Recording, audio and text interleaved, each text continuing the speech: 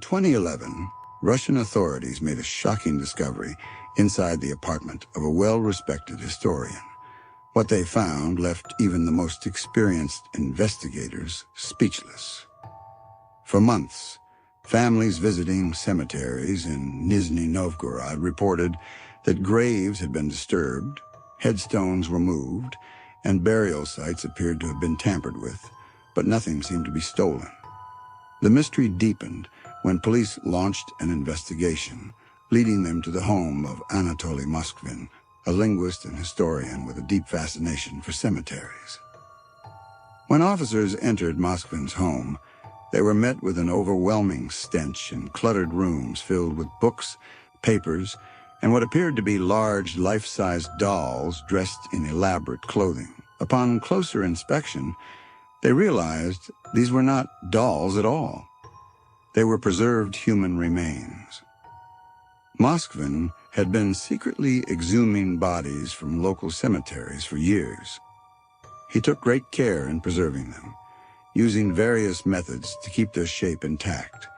He dressed them in colorful clothing, applied makeup to their faces, and in some cases even placed music boxes inside them to create the illusion that they could speak.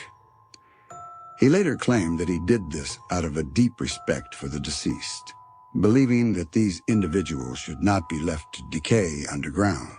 He insisted he was trying to bring them back in his own way, convinced that science would one day allow him to revive them. Authorities found a total of 29 remains inside his home, each carefully placed around the apartment, as if they were still living there. When questioned, Moskvin showed no remorse, stating that he had developed a personal connection with each one. Despite the shocking nature of his crimes, Moskvin was never sentenced to prison. Instead, he was declared mentally unfit for trial and committed to a psychiatric hospital where he remains to this day. This case remains one of the most bizarre and unsettling criminal investigations in modern history.